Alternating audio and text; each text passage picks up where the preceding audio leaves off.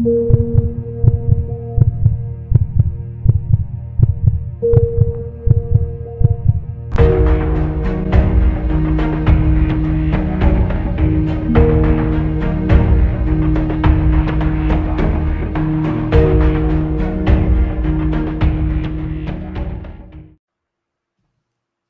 folks. Welcome to the Offload Delay podcast. And look at this. Look who I managed to wrangle in here. What a motley crew. Mrs. Hello. and Mr. Lindley, the podcasters themselves. We have Ashley and Ryan. Welcome. Nice to be here. Thanks, buddy. So glad to have you on. Actually, put yourself in the center of the screen there. How about there you go? I tend to lean. Move them. Okay. Yeah. We'll just give you the whole screen, Ash. Is that easier? And then you can send yourself out. And you can put wherever you put yourself wherever you want. Actually, we need Ashley on the screen to help us out with hair and other looks and everything else to make us balanced here. I was going to say just to balance the actual. Before we get going, let's get the elephant out of the room here and just pull up this logo here. Let's just today. I just happen to have here. Look at that. Ticats football. Why are we showing that? Well, that's congratulations to these Hamiltonians here. When I was trying to arrange this podcast to get rolling this afternoon, Ryan was busily watching the Eastern CFL final against the rival Torontonian Argonauts, and they won. They won today. So congrats. I just wanted to tribute you guys, salute you guys and your team. Congrats on a big win to get into the Grey Cup that you are actually hosting next weekend. Yes, sir. Yes, so sir. Not only are you hosting hometown. the event, your home team in the old Steel Town will be there. And are you going? Are you heading out? Nah, not at this point. But you know what? There's a lot of people in town here that have ticket connections. And if the right scenario does pop up, you never know. Maybe. Oh, yeah. We'll see. But I don't have any actual concrete plans at this point to go. Well, there'll at least be a bit of a party, I imagine, or a bit of a gathering at the Lindleys, I would assume. Even amongst two people, maybe. Well, three. we'll definitely be watching.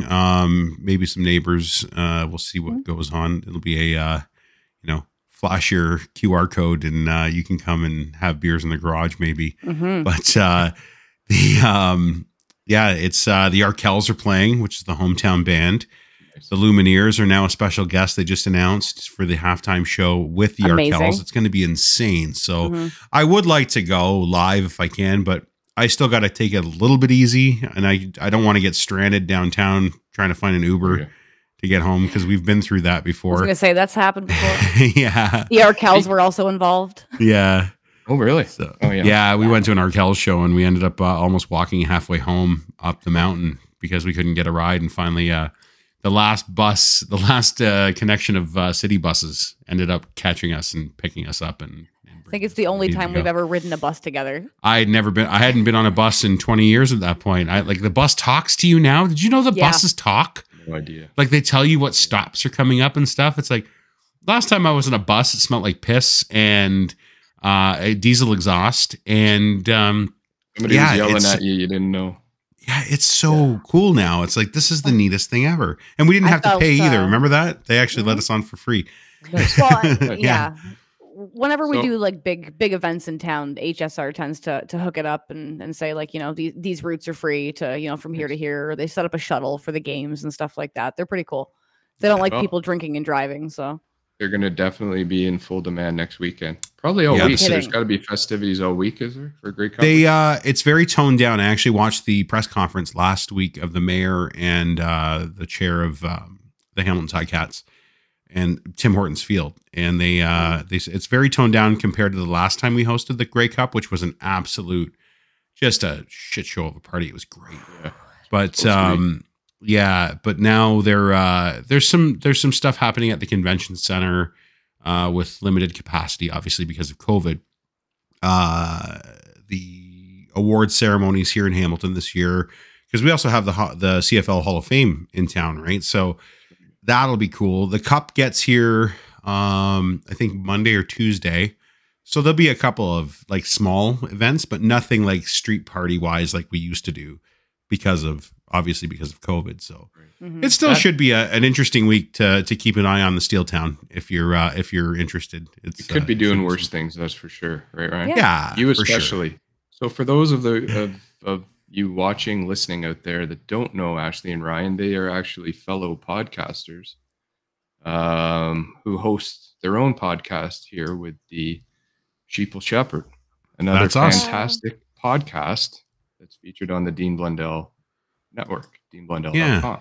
And I came to know Ashley and Ryan through that kind of world of podcasting and interviewing.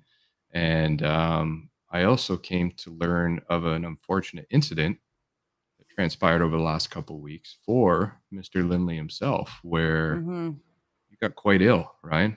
And you got quite ill during the time when people are saying it's probably the worst time to get ill with the pandemic going on and the state of the healthcare system and what we're dealing with. So I wanted to bring Ryan and Ashley on to discuss kind of the trials and tribulations of healthcare, specifically the emergency departments during a pandemic, and their view. I have my views from my side, where I have my own issues at work, in the ambulance, in the fire truck, wherever we're dealing with healthcare, as does Ashley, who's also in the industry in her own capacity. But this was a different view for Ashley, being on the outside looking in, and definitely for Ryan, who was right here on the inside. That handsome devil. Yeah, look at that. It's a great view. I know there's no cameras or phones allowed in the ER, so I'm not going to even wonder or question how that picture got taken, let alone a full podcast. But we're going to leave that one aside. Yeah, I did an actual podcast from that bed in the ER. That's unbelievable. When I watched that one, and I was just so proud of you. And we'll get to that picture later, because I'm going to bring in basically the first time Ashley was able to see you after this was going on. So take us back a bit, Ryan, if you will. You were feeling unwell. We don't necessarily need any more details than you're willing to give. Oh, you were fighting some ailments, and you've now posted a blog on deanblundell.com outlining a lot of this. Yeah. But you were fighting some unwell, some not feeling too great, and you knew something was up, so you went and sought help. And how did that go? So back in October, I developed a bit of a cough, and it was persistent. It was pretty bad. About a week into that cough, I noticed like there was even some blood coming up, but nothing like serious or major. It was just streaky, and I know the difference between like arterial blood and like bad blood. So it was like, yeah, it's probably just my throat getting chopped up from all the coughing. And I said, and Lachlan Cross, I was going through the exact same thing at the same time. And and I think somebody here in town that we're friends with as well. And it was a viral thing, and it was, it's no big deal. You know, this will go away on its own. Kept going. And I said, you know, by the time November rolled around, it started to subside, and it felt okay. The blood was all gone. Like, it was nothing like that. It was just a minor tickle kind of thing. And so I thought, onward and upward, you know, it's doing its thing. It's on its way out. Then on the Friday, leading up to the weekend that I was going to Blundell's place for Fatter Day. We were having this big barbecue feast we were going to do. And I was up late, had the smoker going, you know, like just on my feet, and I was exhausted. Finished up around 2:00 in the morning, passed out, woke up in the morning the next day, and it was like night and day. I went to get up, and I had zero energy. I couldn't breathe. Like, I couldn't catch my breath. Every time I went to go and move, it felt like I had gone for a jog, right? So it was like, something's not right. And I went for the TSN turning point that day was the shower. I went for a shower, a steamy hot shower, and I couldn't breathe in the shower. I literally had to like pull myself out of the shower curtain and get my head into colder air to try and feel the air coming into my lungs. out of breath. And again, all I'm doing is showering. It's nothing crazily like strenuous. So got out of the shower, laid in the bed, did my thing, like caught my breath, let my heart rate come, because my heart was just pounding at this point. And packed the car up and headed for Toronto, and went to Dean's place. Wasn't good when I got there. He ended up playing nursemaid for a bit, trying to get me into the house, because I couldn't even, I was just going to drop the stuff off and go home. And he said, maybe you should just take a load off for a minute and try and catch your breath, because I don't want you driving the way you are. So I sat, had something to eat, because I hadn't eaten at that point in the day. So I figured, okay, maybe it's my blood sugar. I was so exhausted from yesterday, making every excuse in my head that there's nothing wrong with me. And once I was down, sitting in a chair comfortably, I was fine. Even to have a conversation, I wasn't out of breath. Everything was okay. But as soon as I went to use any sort of muscle in my body, other than my diaphragm to speak, I guess, it felt like everything got drained out of me. And obviously I didn't have a pulse oximeter like I do now to see exactly how much I was lacking oxygen. And I'm only laughing now because we're at the other side, Ryan. Mm-hmm. We can laugh same here. Now. Oh, absolutely. Oh no, okay. You have to laugh. No, and I was laughing through the whole thing at this point. So it's okay, Brad. Yeah. Believe me. And what they give me on the main show is nothing compared to I agree. Giggles, so it's fine. Yeah. So we had a great night. Everything was fine. Drove home about 11:30, got home just after midnight. And the next day, Sunday, I was toast. There was something wrong. So I called in sick and had plans, call the doctor at 9 o'clock, get some antibiotics. It must be pneumonia or something, something's not right. And I asked if I can get antibiotics. I said, no, it's probably still just that viral thing. I said, well, I at least want an X-ray. Can you at least order X-rays and they're like, yeah, you know what? Fine. Let's send you for an X-ray and see what's going on. And if you don't hear from us, no news is good news, which is the worst thing a doctor can say to you, because any news, all news should be relayed, good or bad. You don't leave people hanging. Or is it good news? Exactly. Right. So I got there, and it was one of those private clinics, whatever, the Life Lab kind of dealies. I can't remember the name of the clinic, but they offered the Pocket Health option, where you can pay $2.99 and get your own imaging and all your radiology reports sent to you and by email. And I'm not I've got a bit of a background in terminology. I've got a bit of background in I understand. I know that a cough doesn't mean you have full body cancer. I'm the guy that can actually Google a symptom and know how to read a symptom without saying you're going to die tomorrow. Right. Meanwhile, I almost did die tomorrow. Right. Yeah. So, but I still downplayed it when I saw it. And it was like a major pleural effusion in one lung and a minor one in the other. There was thickening. For everyone out there is a bunch of fluid surrounding the lung, so it can't expand properly. Exactly. Yeah. So that was causing the shortness of breath. The thickening of the bronchial tree inside of my lungs. And it can only thicken with certain things, right? And it was edema. It was deemed as it was an edema, but they weren't sure if it was a developing or resolving edema from either pneumonia or bronchitis, or maybe even something more sinister or bad. So I read this, and I was moderately alarmed and phoned the doctor's office the next day and said, "Did you guys get the X-ray?" I actually lied when I phoned, and I said, "The lab says that they didn't know where to send it. I just wanted to make sure you guys got it." And they're like, "Oh yeah, no, we got it." I was like, "Okay, so now I've confirmed." Who are you talking to then at that point? Reception at my doctor's office. Is the reception a physician? Is the reception? Oh, absolutely not. A nurse? Nope. No, probably no. A secretary. Citizen. Just a standard secretary, medical secretary. Yeah.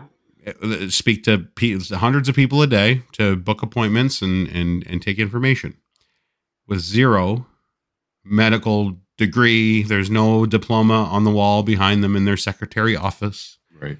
So, they said, yeah, we got it. If there's anything, the doctor will call you. So I said, I didn't talk to my doctor on the phone that day, by the way. I talked to one of the doctors in the, because it's like a health network where my doctor's office is. And I said, is that doctor even there today? And they said, no. So how the hell is he going to see it anyway? Unless he's looking at reports from home, which he's not doing. So, he's not back till Friday, I found out.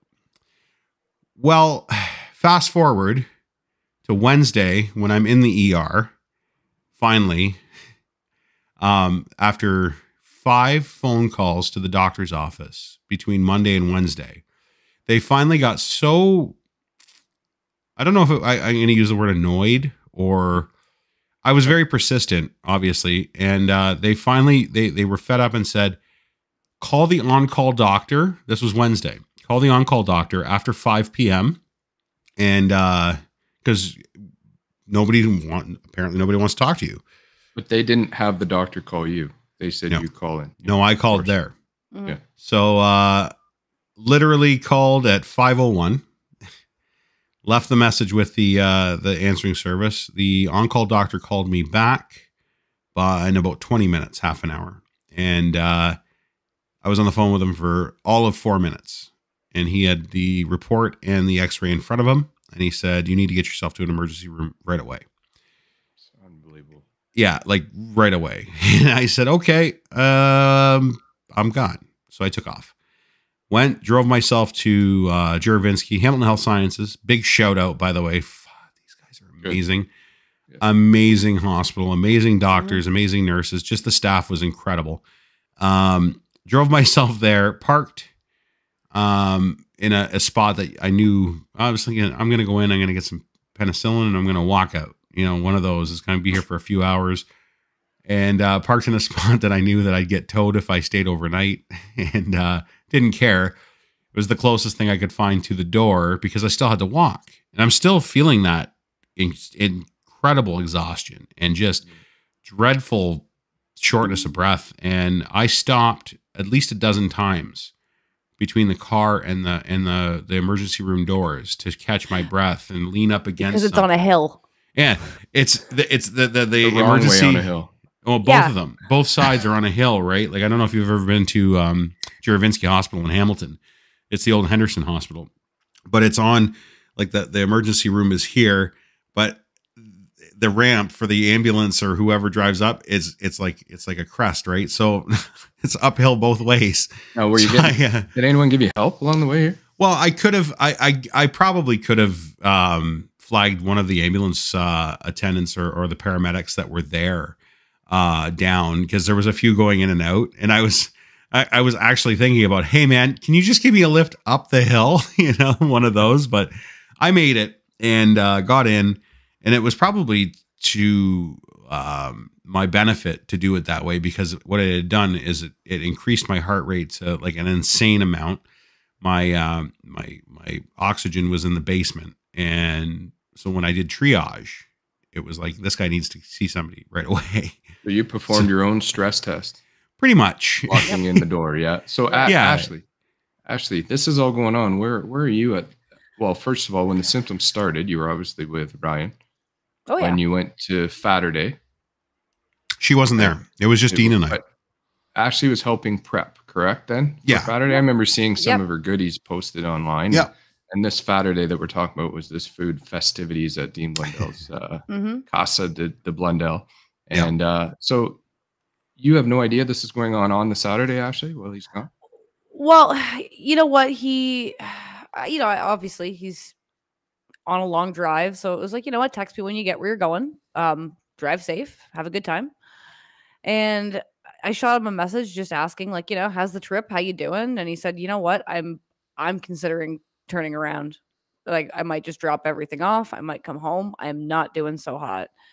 And like, I was sad because I wanted them to have a great time. And I was like, come on, it's Saturday. Like, there's no way Ryan doesn't get that sick. So I was like, kind of in disbelief. Like, no way you're going to turn the car around on Saturday. This isn't happening right now. So I knew that I knew he wasn't doing good. I didn't know exactly how worried I needed to be still at this point in time, of course. But I mean, like I said, just for you to say I'm coming home. Right. Especially after this big event. This is something that had been advertised, planned. You got to follow through here. We were all online watching. We had special guests, like Dr. Viv was at the house. Like, unreal. Yeah, this was a big deal for people that are just to put in perspective. This was no just a casual gathering. This was a planned event. Big deal to Ryan. He gets there. He's so incapacitated that he has an issue with the stairs in the house, and there were quite a few stairs in that house. But you have issues with that, and now you're telling your wife you don't even know if you can stay. So how I want to kind of piece this all together was you were essentially describing every characteristic of exertional shortness of breath, exertional respiratory distress during a respiratory pandemic. And you've been such a pro. That morning, I did perform a rapid test on myself because I felt so shitty. And we have rapid tests in the house. And I said, I'm not going to be that guy that's going to bring COVID to Dean Blundell's house. That was a great quote in your article. Yeah. You know, so I took the rapid test. It tested negative, double vaxxed. It was one of those. I know this is caused by whatever is going on that I've had for a month. So I was comfortable in the fact that I knew I wasn't. Yeah, right. I wasn't contagious. I've been around Ashley. Ashley's never had a problem. And you were double vaccinated quite a while ago, and you're actually such an advocate. You're very much a pro-vaxxer, as am I. Absolutely. And you're very much a voice on your podcast that you're featured on. That it was too easy for the predators that sit in the weeds they just had to pounce. Oh, they did to come out and say, "Oh, this is what you shouldn't have got the vaccination. You shouldn't have." Did you see those comments? I was seeing, and they instantly go to that.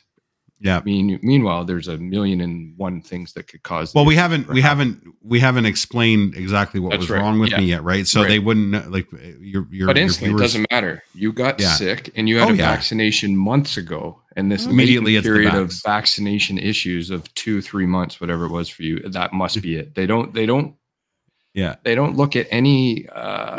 We call it differential diagnosing, right? You got to look at everything. And you got to say, okay, worst case is this. Let's not put our mind there. Best case, it's this. Let's go somewhere in the middle and figure it all out. So you work up in diagnosis. Like when you're working in a differential diagnosis, you work up. You don't work down. Except in the ambulance. I'm talking. Right. Exactly. I mean, in diagnostics. Right. In diagnostics, you don't go right to the 1 in a million. Never seen in Canada. You don't do that. You go kind of for the. He has Ebola. That's right.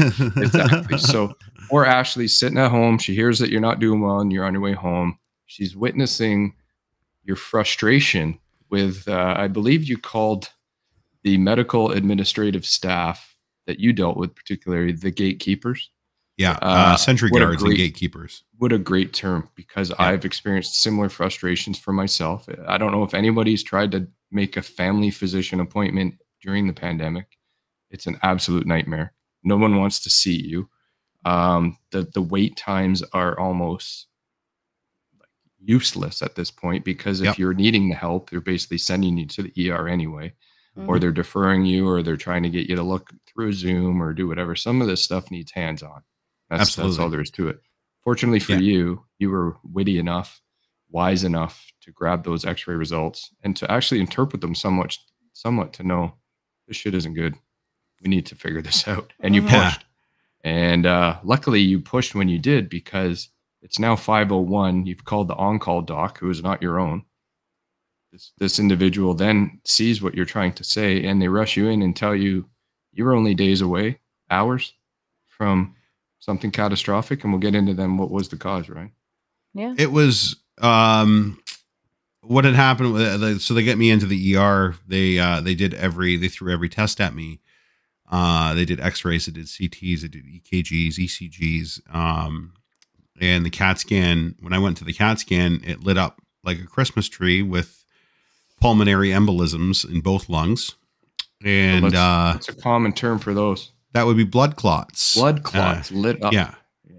Yeah, they lit up the imaging, which if you look at the article, I actually put pictures of that in my article on deanblundell.com, and you can see them. And they said that my resting heart rate at that point was about 125 beats a minute under no stress.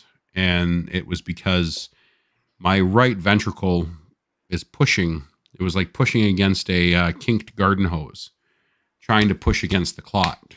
Let's kind of say no stress of your own, your physical exertional stress. But my body's under duress. Yeah, my body's under duress. But I'm not actually moving or because those blood clots around your lung, your bronchial tree. There's clots, so there's the vessels all there, and the heart's trying to get the blood to them, and they're just and it can't. It's congested. There's a traffic jam in the highway, and not only that, if there's clots, the oxygen, the blood that does get there, isn't oxygenating properly. No, not entirely. So you're now getting the blood returning to the heart and the rest of your body, and it's not. My respirations are up. I'm trying to. That's right. Yeah, so sucks as much oxygen. Cycle, right? It was. And your heart itself needs that oxygen to work, and it also needs a rest. That's right. Yeah. And if you're at rest and it's 125, I mean, we're alarmed with everything that the textbook, if you will. Not a big fan of using textbook numbers, but 100 is the high end of normal. Yeah, so 125 is considered tacky and fast. And that's exactly wrong. I was technically tachycardic from the time I arrived until Saturday. So I was considered tachycardic. How long was that? Well, that was Wednesday to Saturday. Wow. And that was even while sleeping. Even while sleeping, I was Which makes sense, right? Because this is nothing about exertion at this point. This is completely about physiology going on around the lungs and the heart and the blood. Which is why at that point, they had moved on the Wednesday when I was admitted, when they finally said, listen, you're not going anywhere. We're putting you on thinners and we're putting you on observation. They moved a crash cart into my room. And so for those that don't know, a crash cart is... like if I was to flatline, like if I was to die. Yeah, it's basically, we think something very bad potentially is going to happen to this individual. And here's all of our fancy equipment that we're going to use to the best of our ability to try and bring this individual back. So you got to witness this serving tray of life support equipment get moved into your room. Along with the questions of if you do crash, would you like us to intubate you, and do you have any resuscitation wishes? Or those are questions that are not asked to a 41-year-old healthy male. Thank you. Yeah. We do ask them quite a bit in our line of work. I can't tell you that if I can honestly tell you, never to a 41-year-old. No, I don't have a DNR. I don't. And that's what I've never, right? Yeah, the fact that it's even in the back of their mind. So now you have adrenaline kicking in. You have some stress. Yep. And that's going to further stress the system, and it's just going to keep going around and around. Now, during this time, you're in the ER, and we're in a pandemic. And one of the most frustrating, absolutely disheartening parts of my job right now in this pandemic is my lack of ability to bring a loved one to the hospital.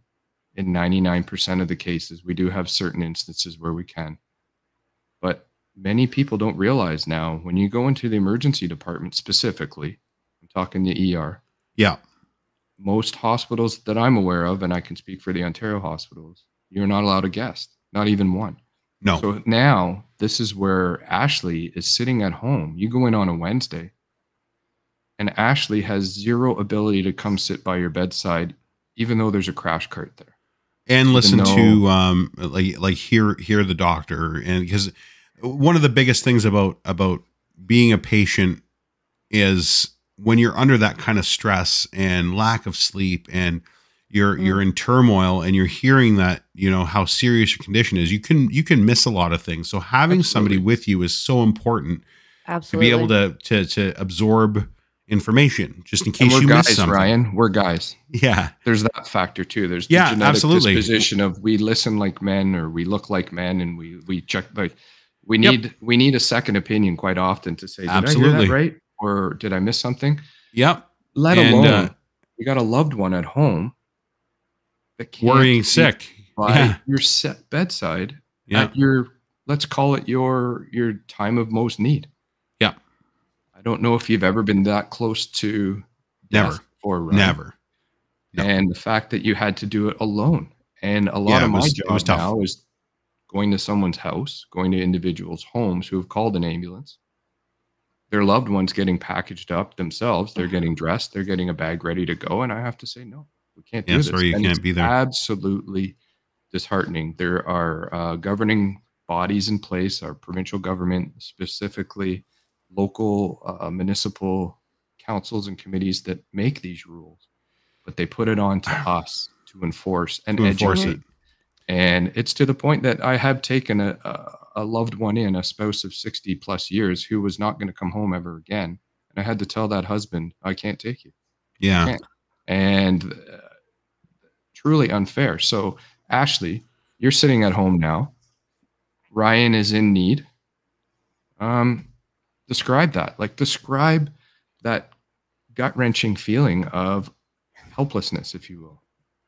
Well, I mean, it's so frustrating. Like, and it's not even just wanting to see somebody and wanting to spend time with somebody. It's like, I can't even bring you things that you need. Like, I can't show up with like some clothes for you, or like, you know, even just something a little bit less awful than whatever they're serving for lunch. Cause like hospital food's never top notch, let's be honest. So, and I mean, Ryan's a pretty picky guy, so I'm gonna get to that at the end of this too. A little bit of a foodie. Yeah, it was like I can't bring him anything that he needs. Like, and I'm so grateful that you were able to, you know, grab your phone charger before you left, so we were able to at least keep in touch. Because otherwise, I would have been in a pure panic.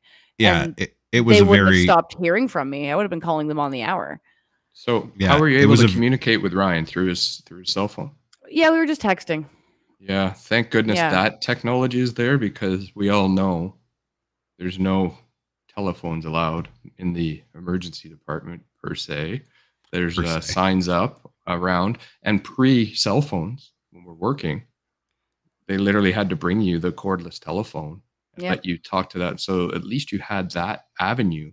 But I'm sure Ryan's trying to convey, as he says, the results that he's being told by these specialists or not. No. Okay, so you're the filter here now. Yeah, that's kind of what I downplayed a little bit of it in the beginning, just because of the fact that I wouldn't want to be at home with my spouse in the hospital and hearing the shit that I'm hearing. So it was to the point of, it wasn't shielding. It was more, it wasn't downplaying. It was just kind of softening, or maybe generalizing a little more than I knew. I knew some more details than I had let on. Yep. And but actually is also a very intelligent individual. Exactly. This is modern. And she also spoke. She also called and spoke to the doctor and my nurse. Well, she knows. Let alone if you're in the hospital more than 3 or 4 hours, other than wait time. Yeah, they're keeping you for something. Yeah, and I knew early on, though. I did know early on. I'll give them that. Yeah. I only waited to be seen by the primary care physician in the ER. I only waited about 3.5 hours, and that was pretty good because it was a packed ER. But my stats were toast. Right. My O2 stats were very low. My heart rate was a concern. Numbers were going the wrong way. Definitely. Yeah. Right? So. But to backtrack just a bit before you keep going, what you were saying about family members, I did see something that was absolutely heartbreaking when I was there. In the 3 hours I was actually waiting in the general waiting area, I found a little nook, which was really cool, with a chair by an old abandoned security office. And it was kind of like a little corner. And I just threw the chair in there, and I didn't have to sit around anybody, but I was right by the door.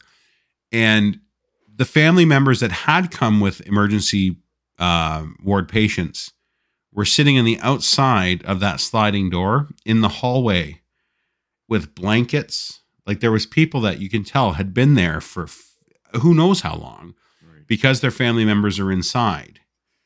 They wouldn't go home. They would just wait in a hallway, so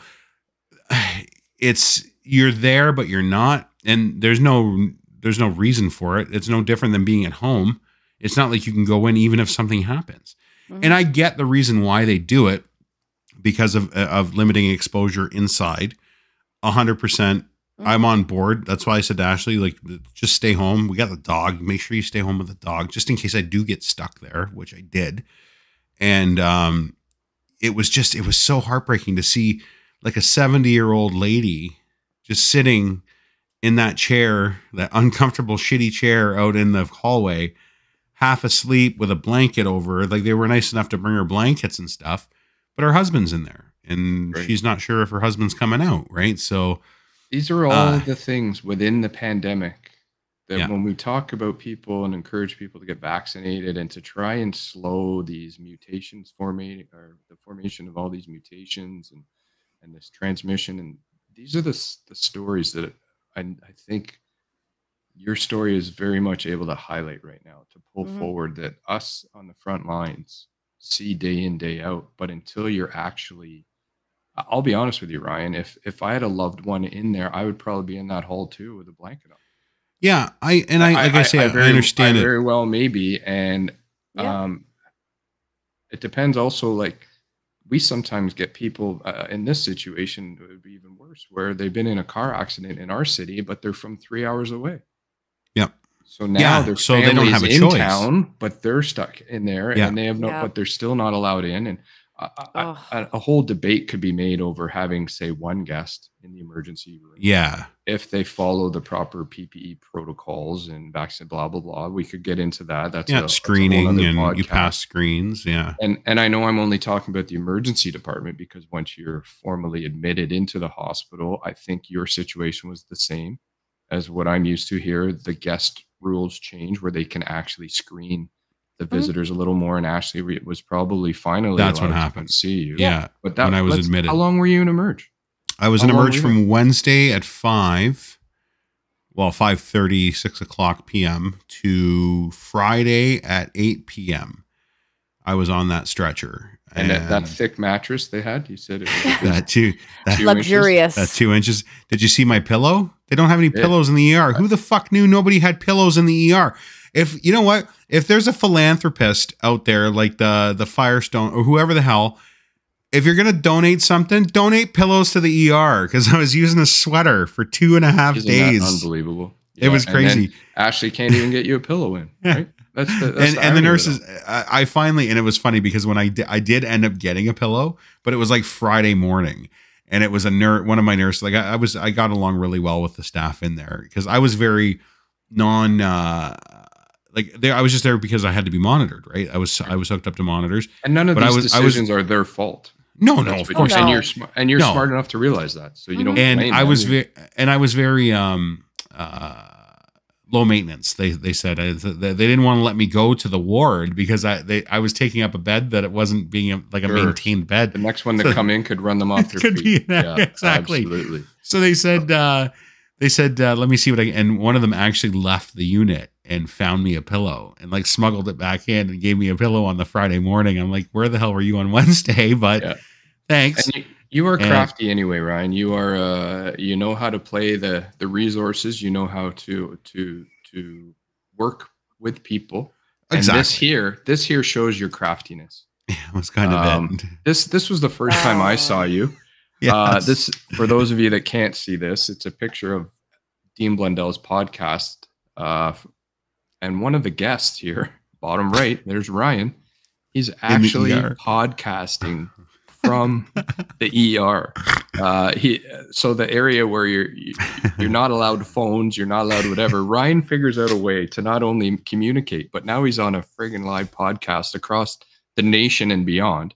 But the reason I bring that up is Ashley, I'm reading the comments. I watched that podcast. I was following along. It's the first time I could see you as well.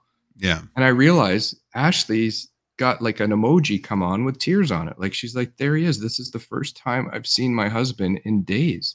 And that must have been just and I didn't know he was going on the show either. Well, yeah, it was very last minute. So I was sitting at home and I was just trying to kill time and, fill the day with something. And it was like, oh, you know what? Throw the show on. That's starting. And I was listening, and then all of a sudden it was like, oh my God, he's there. and You're in healthcare yourself, Ash. You have had to be on the other side. You've had to be on my side, where I've been the gatekeeper. I will vaguely say we don't need details, but you're long-term care. Yep. And you work with individuals who you've had to, over the pandemic, tell their loved ones, no, you're not allowed in here. No, you can't come within. And that is not you weren't hired for that. You weren't hired to be the dictator that goes in and sets the rules down and drives. You have another job to do. But on top of that job, like all of us frontline workers, all of us healthcare people, you now have these regulations that you're having to enforce during times of especially heightened emotions. Let's say people are already stressed. Absolutely. So how was it? You've seen both sides now. You've felt both sides. Do you have any advice for any of us who, heaven forbid, one of us will end up in the hospital that's listening or watches this, and their loved one can't join, or they can't join a loved one? So what's your recommendation? Well, I'd like to start by saying that I am the type of person where you could run me over with your car and I would ask you if there was anything else that I could do for you. So it's really hard for me to say no to people and to tell people like, no, I'm sorry, you can't do that. So it was a big year of development for me as far as actually growing a spine and telling people like, no, I'm sorry, this is the rule. I have to enforce this because, I mean, the safety of my residents, of course, is the most important thing to me, right? But I mean, just after the way, and not where I'm currently working. It's a lovely place with lovely family members, I must say. But at a previous position, I had a lot of people say a lot of things to me that that I'll never forget. I had somebody tell me, if I don't see my husband today and he dies, that let it be on you, and things like that. And I just want to tell people that I didn't make those rules, and the person that's telling you, I'm sorry, you can't do that, didn't make that rule. They don't want to tell you that. It's breaking their heart too. So please, for the love of God, if you are dealing with a healthcare worker, be kind. Just we're already dealing with a lot of healthcare worker abuse. Yep. Pre-pandemic, it's a known problem in our industry, in your industry. It's a horrible thing that's trying to be addressed through various legislation and laws, but now it's heightened. It's definitely a lot worse. And I know myself, I've had calls that would normally be unremarkable calls. Like, I don't mind going and taking patient X to hospital Y, and they have condition Z, and I just deal with that. But now that I have the family member doing exactly what you said, who are you to F and tell me I'm not going to be with my spouse? And who are you? It's like, and you're right. Who am I? That's right. I agree. I'm just a messenger here. And I blame the government a lot for not having our backs during this. It would take nothing to do a PR campaign. We have lots of PR things going on about the state of healthcare has changed. The rules that are changed, and these individuals are only trying to help you. And there's a lot of money we've seen that wasn't utilized. Pandemic funds by our government that could have easily gone into supporting us even that way. And even if we're not the ones to tell them the first time that this is how it works, it would make our lives a lot easier, for sure. Absolutely. And you guys are strong. Like, it's amazing. But picture the 90-year-old couple that Mrs. Smith wants to come to the hospital when Mr. Smith gets taken by us because she can't physically live in that house alone. Yep. And now it's not, I used to definitely take Mrs. Smith and bring her down and explain to the staff what's going on and that, but now I can't physically put her in the ambulance anymore because of this pandemic. I'll admit, I've called a cab. I've called a cab for some family members on a call where I had them report to the hospital and say, you're likely not going to get in, but if you're determined, I'll at least try and figure out a way to get you that far. Yep. Terrible stuff. But you guys, obviously not your typical couple, persevered. Ryan's got his Xray reports. He's calling the doc 6 times a day. He's getting shit done.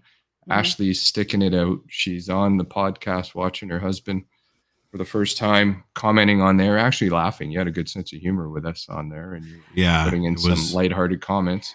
I always say you have to laugh or else you'll cry. That's right. Or you'll die. that's become a family for you guys, right? Like, especially Ryan. Like, Ryan is definitely on that podcast regularly, and they've just brought you right in. And I know that a lot of the information until your great blog, Ryan, was through that podcast for me.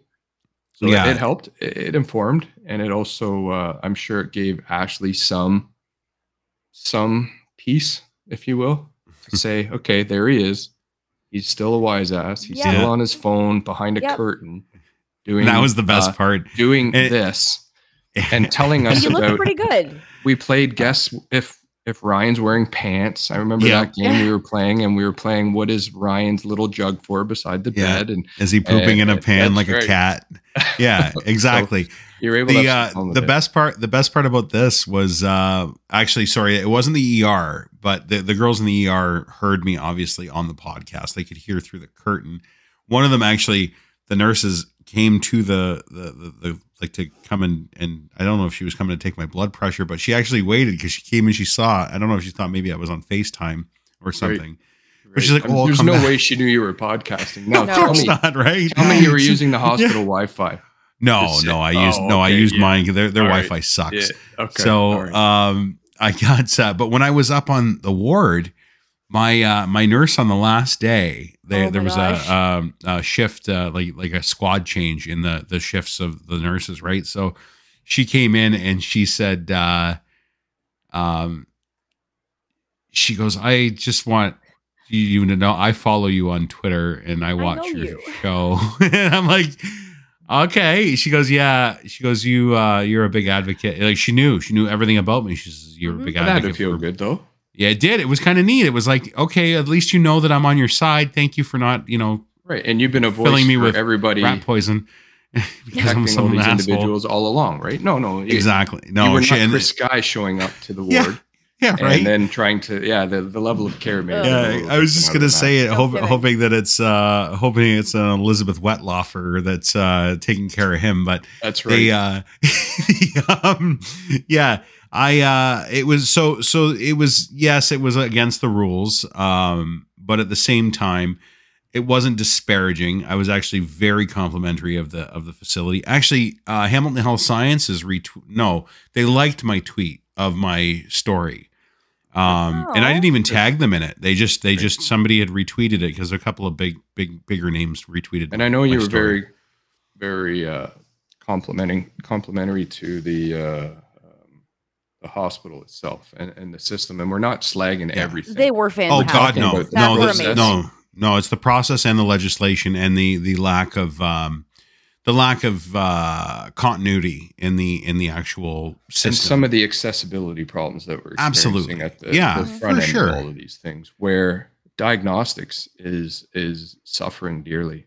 A lot people of are not getting checked, and certain illnesses are getting found out such late stage and too late in some cases. Whereas a routine screening, mine, I wouldn't say that COVID or current issues put roadblocks up for me. That was my fault.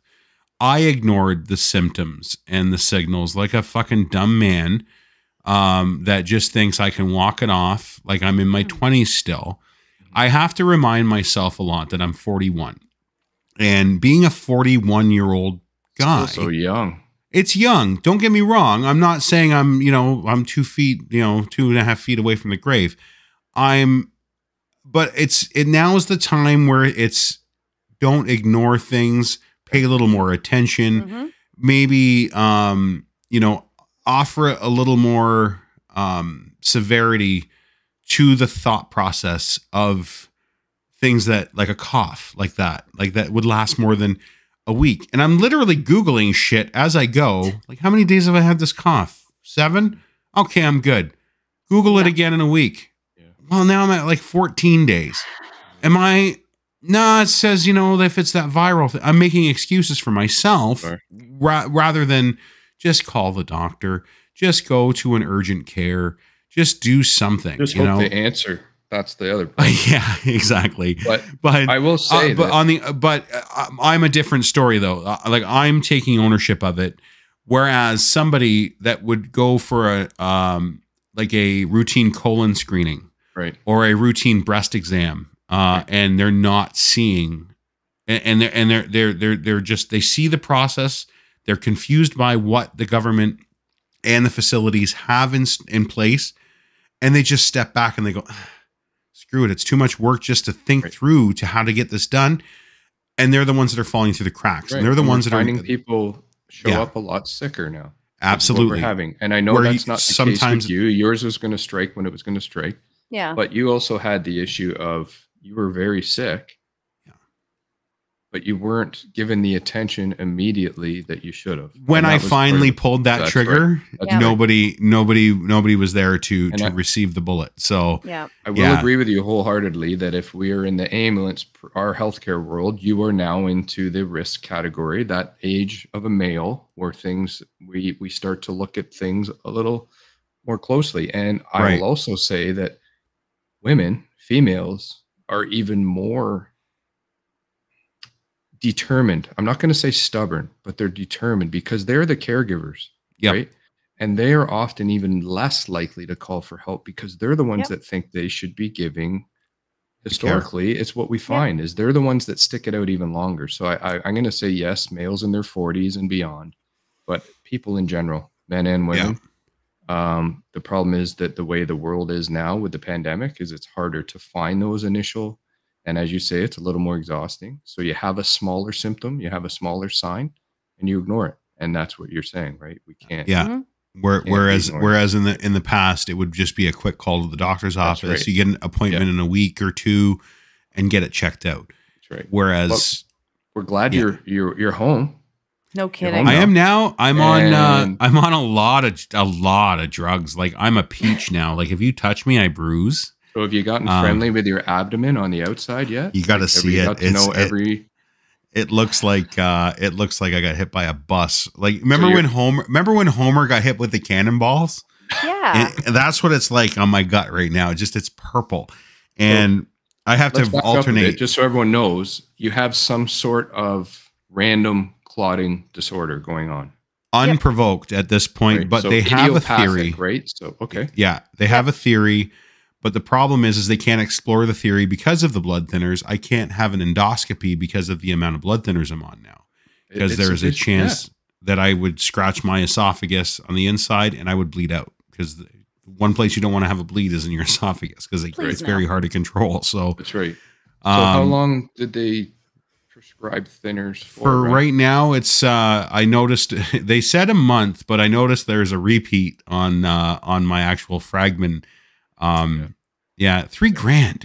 See how expensive this shit is. Well, this is $3,000, and it's not covered by OHIP. Thankfully, I have benefits, but my benefits don't cover the entire thing. Pfizer offers a copay of up to 20% of whatever's left over after my benefits, and I'm still out of pocket $200. So it's pretty crazy. But I'm not complaining. It kept me alive, and I'm good. And it's twice a day, and it's the highest dose.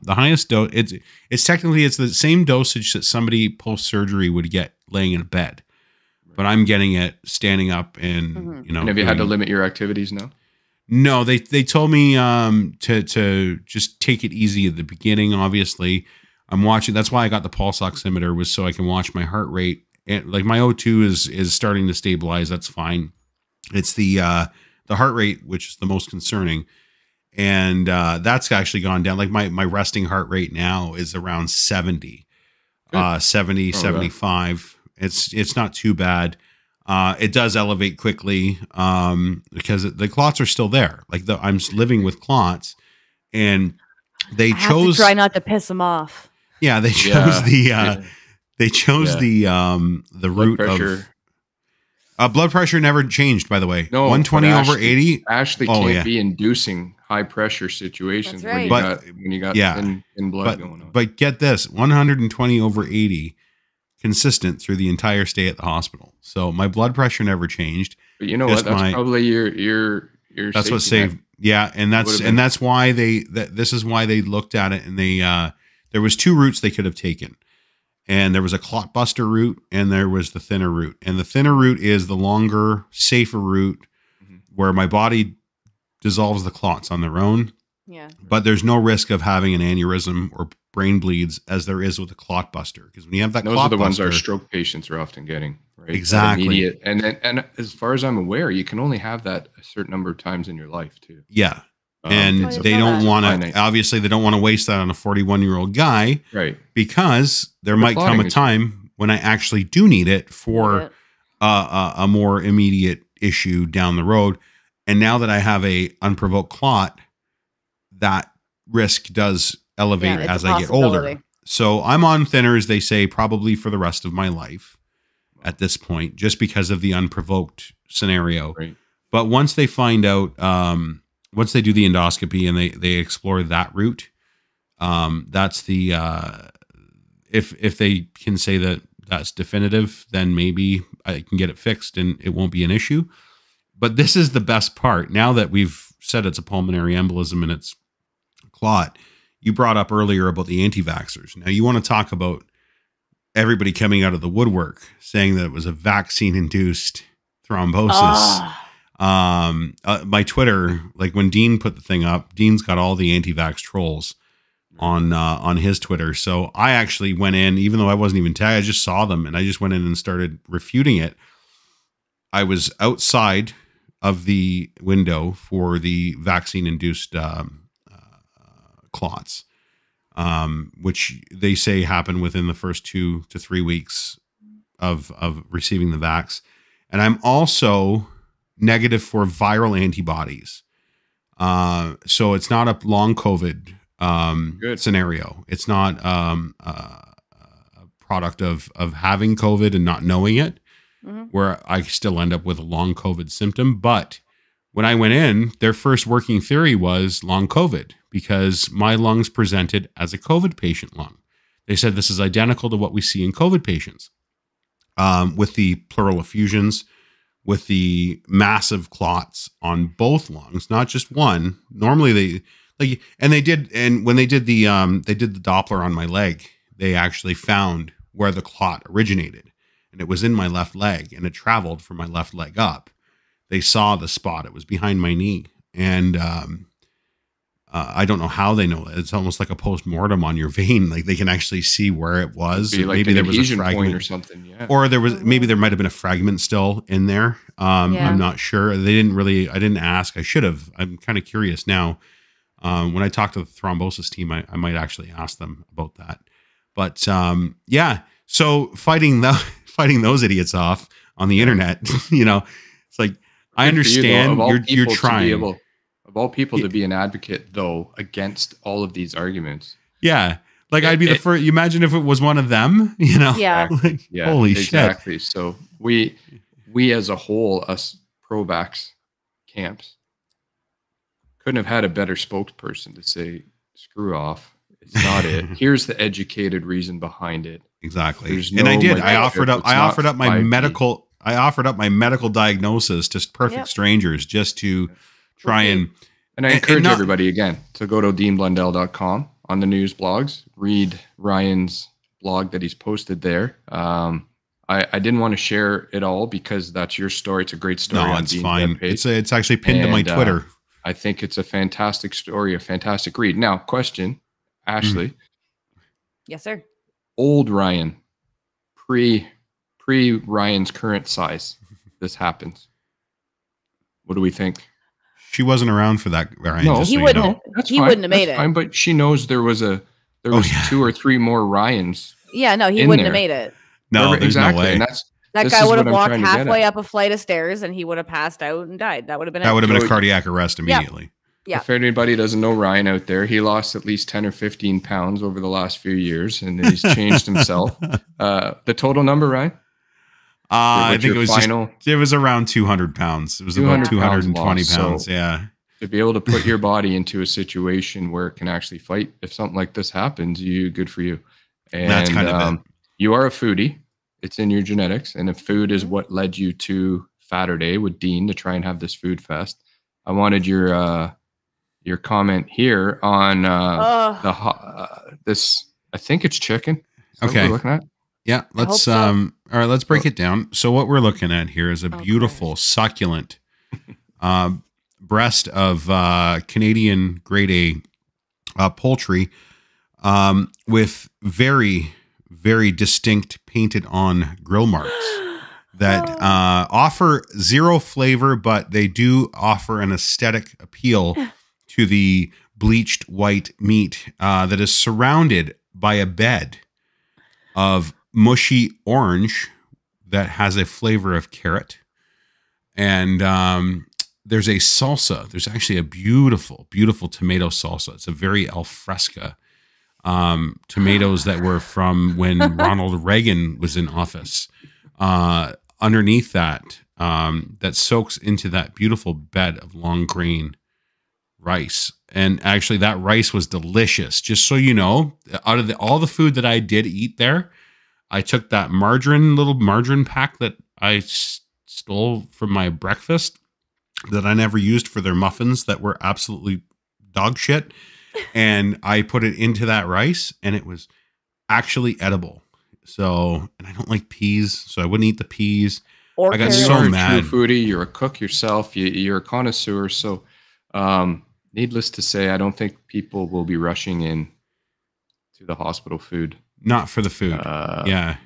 Menus. The first day that I could see him, I brought him a very, very big snack. Yeah, she brought, we've got a bakery, a little Portuguese bakery here in town where we live. And they make these muffaletta sandwiches that are just absolutely like just a sodium filled shitty thing. And she brought it for me, and beautiful. Probably not the best cardiac heart smart meal, but I needed something. I think you kind of earned it at that point, right? But when they finally took me off, you know what it was? When they finally took me off of bed rest, when I was on the ward, they said you can like I had a monitor, like a telemetry pack, and I was being monitored on another ward. They said, you can get up now. I said, can I actually leave the ward? They said, yeah, if you want to. Right to the cafe, right to the salad bar. Like they had salads, and it was like, I just wanted a fresh vegetable. Like there's one thing you can't get. And this is something that needs to be advocated as well. And it's a very low priority thing. I get that a nutritionist looks at what's in those meals, and it's the bare minimum of what you need to survive. But giving them an option of a fresh goddamn salad every once in a while wouldn't hurt, you know? You want to talk about getting well. You're talking about the whole package. Sleep. Give them a pillow, please, in the ER. Yep. Food. Give them some salad. Even though with clots, you're not supposed to have the leafy greens, but apparently the amount of blood clot or the blood thinners that I'm on, I'm allowed to eat them because they don't care. They said there is nothing you can eat that will override what we're giving you at this point. So when you move to the oral medication, we'll talk about diet issues and, you know, maybe like not eating so much spinach or whatever. And just the general wellness inside the hospital for getting better.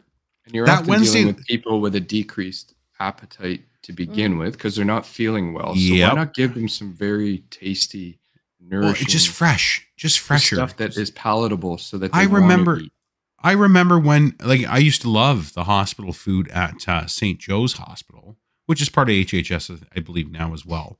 It's part of the network anyway, and their food was great. But now this one is it's a steamer tray. Yeah. The one night, Brad, you got to check this out. So the one night they had fish. I already knew where you were going with that. Fish and chips, breaded fish and chips in a steam tray. How do you get fucking potatoes in a French fry state and fish? Breaded fish in a steam. How do you steam a breaded fish? I didn't even. That gonna be? Was it a straw or was it a knife and fork? I didn't even let them put it on my table. I'm like, I'm good, thanks. Yeah. That thankfully was the first day I was allowed to actually leave. I went down. I got myself a salad and a soup, goat cheese. At least your floor would have wafted of steamed fish to make you feel even better. Even I enjoy fish, but a certain sense. So do I. I love fish. Not like that. Nobody does. Nobody does. No. So, but like I say, I understand the bare minimum nutritional values of food.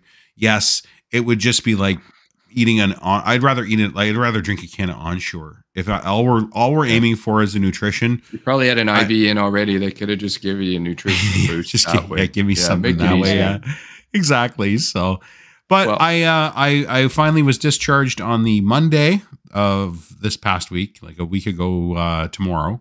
Yep. And it's been onward and upward. Like, I mean, every single day, these blood thinners are like my savior. They did actually put me on, I think it was like peptazolin. It was a crazy antibiotic intravenously for the first 2 days because I did have pneumonia in there as well, which was like why wouldn't you? It was so, right. But how funny is it that I don't even bring it up because it was so serious. Exactly. Even though the pneumonia is very serious, it was very secondary. Yeah. So I was on antibiotics for like really strong shit for like 5 days. They hit IV for 2 and then PO for 3 or 4 days. And that cleared it out. Plus these thinners, dude, it was like a transformation within a day. Like a day and a half, I was able to actually like feel my breath coming back. In the old Incredible Hulk scenes when you just the clothes are ripping off you, you're fed, you're better, you're anticoagulated, you're out of it. Yeah, that's away right. You go. I got no more Jello blood. I'm good. Yeah, the pudding pops are gone. Next thing I knew, he was making fajitas. I came home. I made fajitas that day. Like the day I came home, I made a beautiful dinner. And honestly, nothing heals you up like home, right? You get home, you get your own, you get your family, you get your own cook. It just rapidly helps that. Absolutely. So I really appreciate you guys. I don't want to. I could keep you here for hours. Really I know it's quite the story. We have that effect on people. And it's quite the story. And I also have both of you as podcasters on. It's just it's a privilege, really, to be able to have this conversation. And this was an unscheduled. I kind of have a few podcasts lined up through the weeks of what I want to do. And when this happened to you, I thought, you know what better person or people to come and speak during the pandemic of this inside view of the hospital walls looking out and then Ashley not being able to come in. So I really appreciate you sharing that. I appreciate the opportunity. This was really good. It was nice to talk it out. It's a sad story, but it's a great story. Like I don't want to. It has a good ending. It could have been a sad story. It's okay. Yeah, well, it could have been sad. There's some trial. You missed Saturday. I mean, does it get worse? We're already in talks. You didn't partake. We're already. No, I brought the food. Like everything was there. I know. Dean keeps talking about eating it. Dean's kids ate. Yeah. Dr. Viv got to try a bunch of stuff.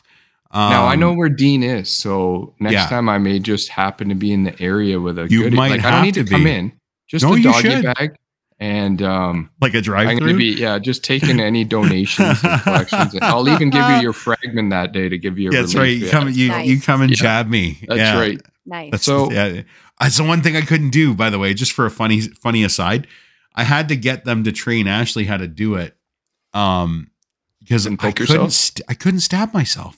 So a lot of people that are out there, the blood thinner you're on is a needle, and it actually goes into your abdominal section, right? Or in my butt. They said I could put it in my butt too. Well, I'm assuming you chose abdomen. It's my abdomen, but no. But I tried. I just couldn't. I couldn't bring myself to actually put the needle in until Monday or Tuesday. So I got discharged on the Monday. Problem with Fragment is it's so expensive that the pharmacies don't carry it. They have to order it in, especially in that kind of a quantity. And they gave me one needle to go home with. So I was good up until the morning of Tuesday. Now I need a needle, and my pharmacy doesn't have them, and they don't have them until noon because they ordered them on the Monday for me. So by the time I got there, it was 12:30. I'm 3.5 hours overdue for this needle. Ashley's at work. I'm at the pharmacy, and I'm like, do you guys have a bathroom that I can go in and fight myself for 45 minutes to get this into me? And they let me use their little facilities. I finally was like, you know what? I kept saying in my head, if you don't do this, you're going to die. And that gave me the self-courage to... I wish I'm about to ask you a question about being a fly on the wall, but I want to be a fly on the wall with that kind of... to see that? The needle there, and you're looking at it, and you're sweating, and you're dancing around, and the cap's off, the cap's on, and I can just picture it. It was and it was like, and every excuse, is that enough of a pinch? Should I pinch more here? Should I go to this side? What side did we do it yesterday? So finally I was like, stop being a poos. Yeah. Don't be a poos. And I finally did it. And now I got no problem. Now I was on Bonzi's show Friday. Now? Right. What's that? Sorry? Is it you doing it all the time now? Yeah, I just do it now. Yeah, no, it's been all me. On Friday night, I did Bonzi's show, and I actually was live. I realized, oh shit, I got to take this needle while I'm on the show. I'm like, okay. Oh, really? I guess I'm popping a needle in me while we were talking about Bonzi selling his RV. So it was pretty good. Yeah, Ashley, you know what? Yeah, you overcame that really quickly. Yeah, and it was just one of the.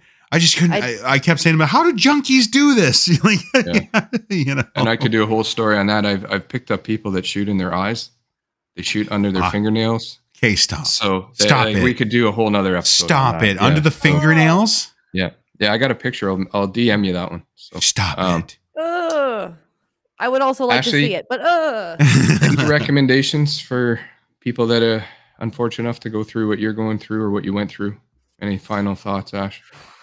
When they're going to deal with these healthcare, either as a worker yourself or as a family member who can't go to that level?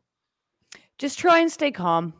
I mean, not like sociopath calm, but like, just be cool. Don't freak out on the staff. It's not their fault. Don't panic to your loved one because they're already having a really crappy time and they probably don't need the extra stress from you.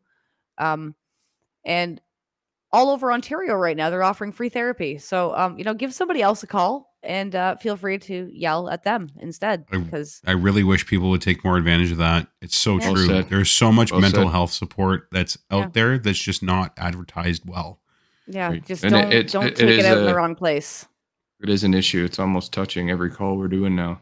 You know, whether it's the call for mental health or whether it's a call something else, but mental health is affecting it even more. So very well said. Again, and Ashley, thank you for everything you do in your world and right back at you. Long-term care world. And Ryan, thank you for your story. I have three questions. Ryan, I'm going to go with your recommendations as to what we went earlier, where just don't sit on something. If it's bugging you, if something isn't right, check it out.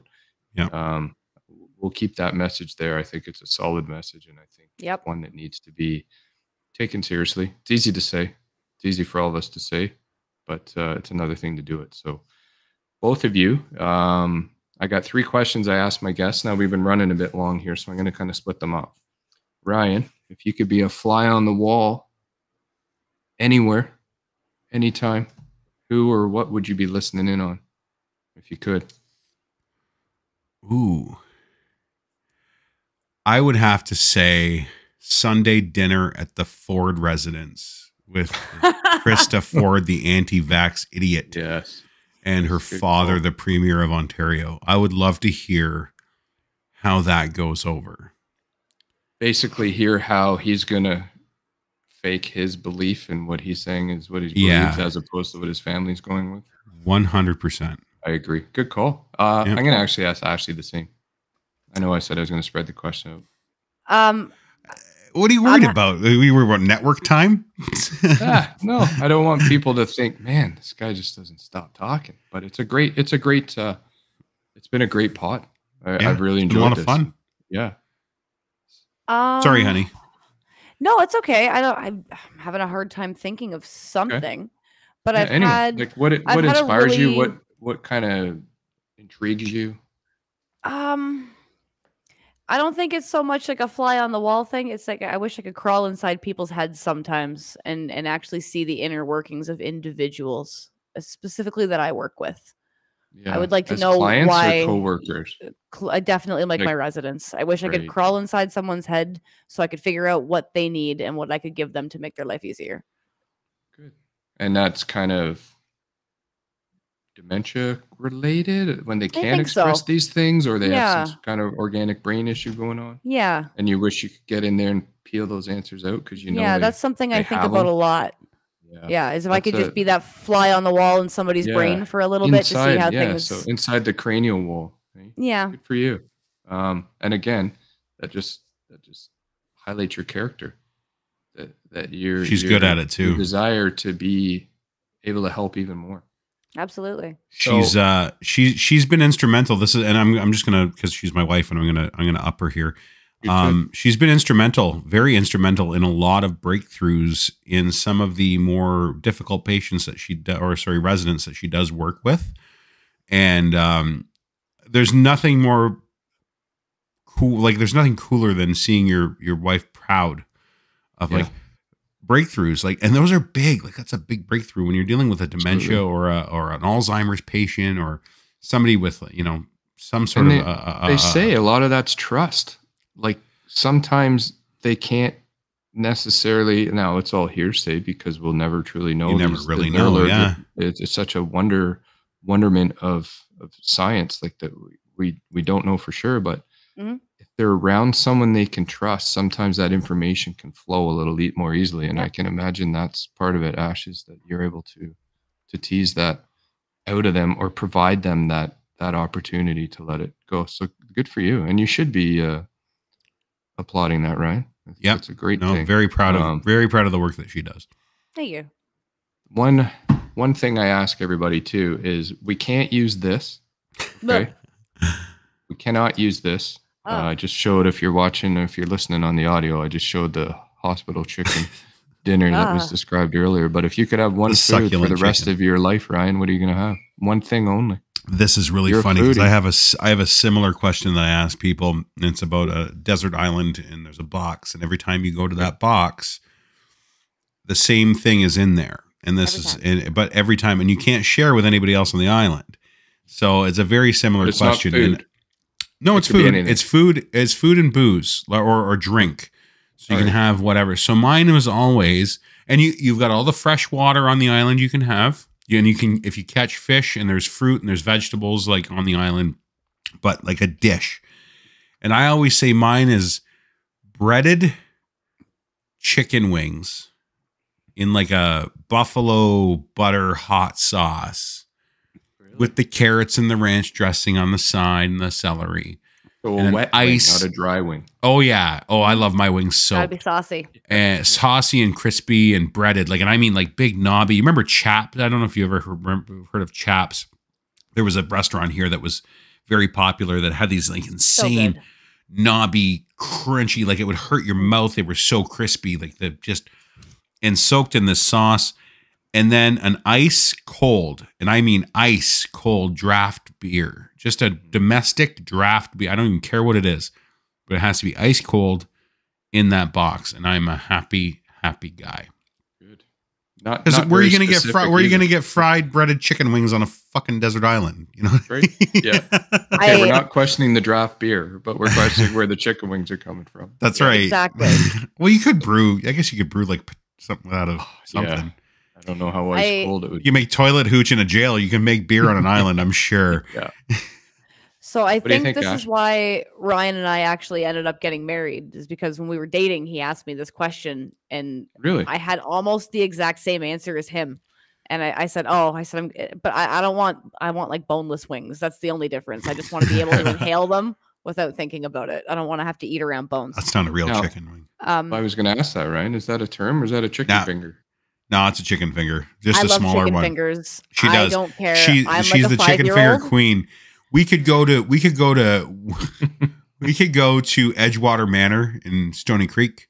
We could go to Lord Nelson's in Toronto, and she would ask, "Do you guys have a gourmet chicken finger and fry that I could have need instead?" To know. Gourmet. Like gourmet. You know what I mean? Like she would look for chicken fingers and fries at the Lord Nelson if we were there. I got you. So good for you. You know what you like. You know what you like. I do. Yeah. And she eats like a 5-year-old. At least it's not something so unique that you can never find it, right? You're off. Exactly. Right? What about you? What's yours, Brad? I've always said seafood. I'm a seafood guy. Yeah. See, well, I don't know if I can specify what. Probably. Just a mashup. Probably shrimp, just because of how much I have shrimp. But yeah, I mean scallops, crab, lobster. See, this is why I revert mine to the desert island with the fresh fish and the fresh veggies, right? So he's got to have it. And that's the nice thing about having. That's the nice thing about having podcasters as guests, because now I can turn it back around on you. Oh yeah. My addendum to that question on the desert island is, you're also given an iPod. And you have the entire discography of any artist in the of all time who's on that iPod. Pearl Jam. I listened. Beatles. Pearl Jam. Yeah, mine was always. And they have a lot. At least with Pearl Jam, you could hit shuffle, and you could get a few hours of no repeat. Yeah. If I had said Machine Gun, whoever, Kelly, it might be a short shuffle list, So, no, I always said mine would be. I was always a toss up between Elton John and the Beatles. Mm-hmm. Okay, because they have a pretty. Yeah, they have a pretty pretty diverse one, but the Beatles would be the longest, I think. And a huge. You wouldn't get the same song for days. Yeah, and that's why I chose it. I've always said the Beatles, and it's just because of the variety, right? Like the amount of different albums. It's like there's something for every mood. That's right. I actually have a special. If you don't mind a little plug, I have a special episode of, and it's not Sheeple Shepherd usual material. But I'm doing a special on license music that's fallen out of license category and royalty category. Where as a music guy, I'm a fucking huge audiophile, and a podcaster, and it kills me that I can't play music on my podcast. I can't use bumper intros more than 15 seconds because of licensing and ASCAP rules and all of that.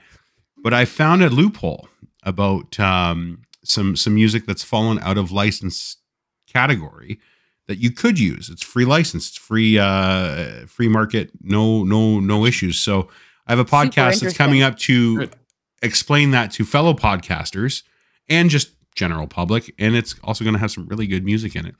House of the Rising Sun. You know the song House of the Rising Sun? Yeah. And when the original one was recorded? It was called Rising Sun Blues in 1922. Oh, I had no idea. Yeah.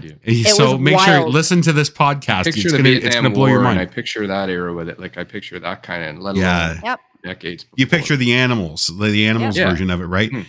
Yeah. See, that's a licensed copy of the song, but the original actual copy of the song is now fallen out of license because of it's 100 years old.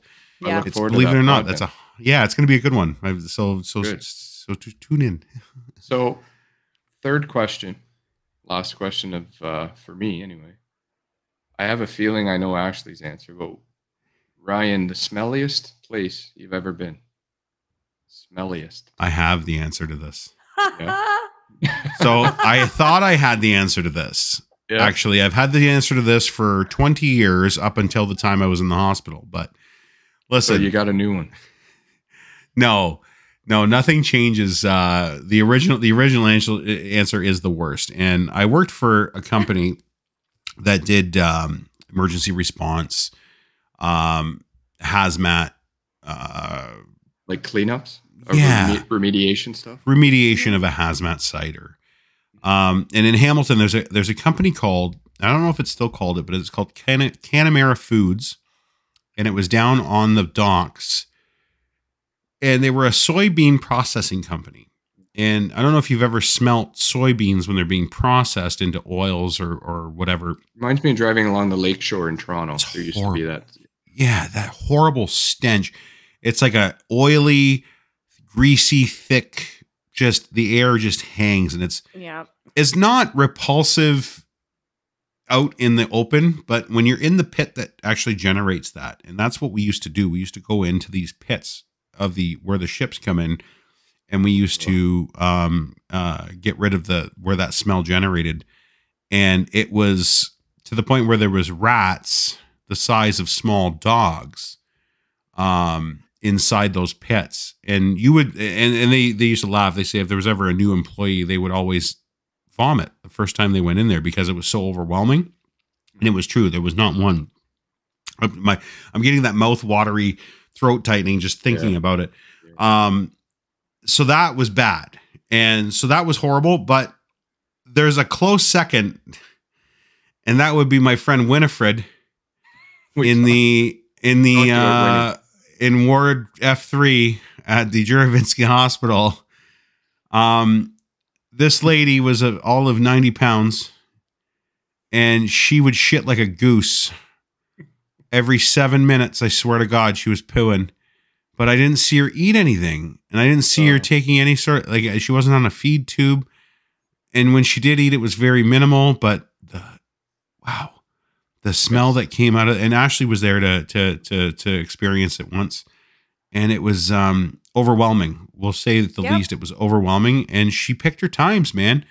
Breakfast, lunch, only when you're eating, right? dinner, right when you're about to eat, or right when you're about to have a snack. Like she would hear you open the bag of peanuts, and time for Winnie to let the geyser go. And the PSWs being would in come the in. hospitals. Just there's so. It was something else. Right? So I don't know. Okay, actually, so are we going to go with the soy? Or are we going to go with? I'm going to go with the soy. Yeah, that one's terrible. I didn't throw up from. I remember. I didn't throw up from Winnie's poo. Winnie the Pooh. Winnie's poo. Oh my God. Right? Well done. What about? I mean, you work in long-term care. Yeah, but the dog did get skunked twice last year, and that was pretty rough. True. Yeah, that was pretty rough because when it's not at a distance, when it's like really close, it's almost like oily product right all over. It's a burning smell. Yeah, you're right. Yeah. So that was I've struck a skunk in the ambulance. It's been the worst. Yeah.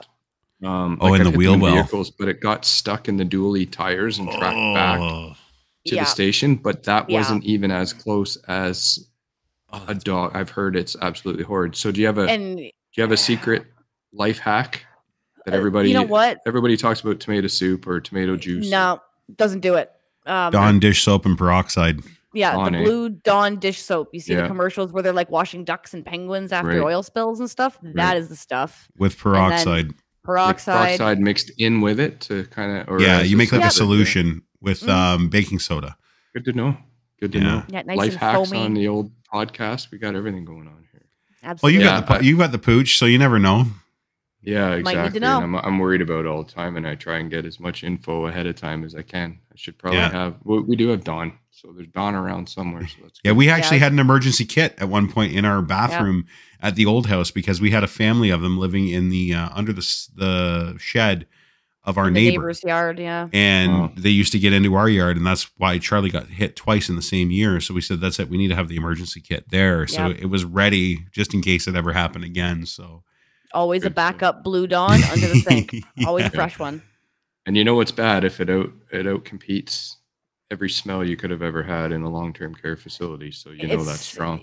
Right. Like, you go into long-term care places all the time too, Brad. So I took the next day off so as to not offend my residents and coworkers. I was like, I'm gonna stink, so I'll stay home today. Like nobody needs me here. And your house would be penetrated. It'd be just awful. And then you become nose blind to it after a period of time because you've just been in it for so long, and you actually you need to like invite a stranger over, like, please, can you smell my house and tell me if it's still here? Like you need like an outside source to help you. Yeah, real. Well, it's bad. Those two are both unique answers that I haven't had yet on the pod. So thanks for that, and thanks for joining me today, Ryan. This is a real pleasure. This was a lot of fun. Yeah, great. And again. Cats go, Oski wee wee, baby. So we figure out, I think right now, as we're recording this, Winnipeg's playing Winnipeg and Saskatchewan. Yeah. I'm actually going to be competing, so I'm probably taking you away from that. Might be a Blue Bomber Hamilton game again, just like last time. So I'd like to see how that ends tonight, but I'm not. I wasn't as invested in the West as I was in the East, so it's okay. I'm gonna be cheering for your team, that's for sure. That's close to home. That'll be my closer home team. So we'll go for that. No, I'm cheering for you guys too. Thanks, buddy. Keep on keeping on. Ryan and Ashley both have their Sheeple Shepherd podcast. I encourage everybody to get on and have a listen. Ryan is pretty much a regular now on Dean Blundell's 3 p.m. which is almost podcast, and he's which is why we don't not do it. Ashley's very busy with her anti-MLM advocacy doing a great job and work too. there. They just shut. Actually, she'll be on Dean's show Tuesday to talk about some really cool things. The dirt removal process of getting the dirt out of the world. Yeah. Plus the new venture that they're working on, which is absolutely disgusting. Good. And then I've been so busy with Dean's show that our podcast is on a bit of a hiatus. So that's why I thought I'd do something fun. We've got the cult. We're working on a cult mentality special, but that's a very in-depth thing. So that's taking some research time.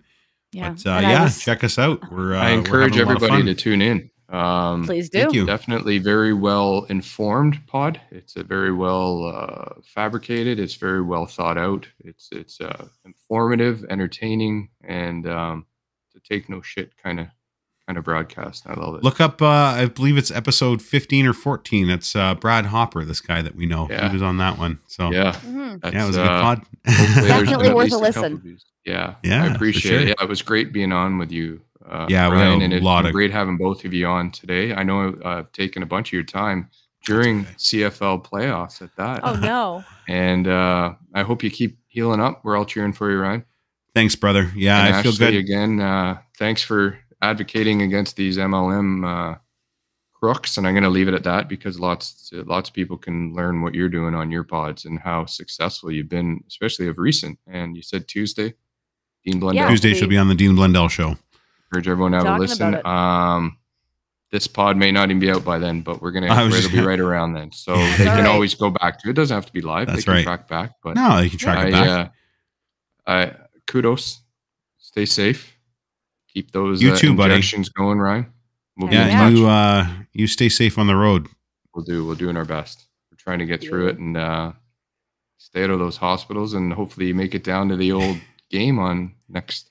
Yeah, I'll have to actually. Nick, on the 12th, right? So yeah, our Blue Jays blogger Nick Reed just actually sent me a message, and he said that he wants to. He's trying to coax Dean into sending us in as correspondents together. So we'll see how that goes. Yeah, I'd love to go with Nick. Nick's a great dude. Got a wicked sport brain on him, doesn't he? Exactly. I wouldn't have to. I could do all the beer drinking, and he could do all the sports commentating. It'd be fantastic. Great teamwork. Good stuff. It's nice. I'm going to zoom. No kidding. It's good to know people, eh, Ryan and Ash? That's right. Well, I look forward to the next Saturday. We'll keep our eye on your socials for that. Your socials are at the bottom of the screen here. Yeah. And they can follow along at your Sheeple Shepherd as well. And cheers. I'm going to zoom you guys out. We're going to get to the credits here and we're going to roll. Enjoy the rest of your weekend. Thanks very much for joining, everyone. Looking good. Stay safe and we'll chat soon. You got it, pal. Thank you. See you later. All right. Bye-bye.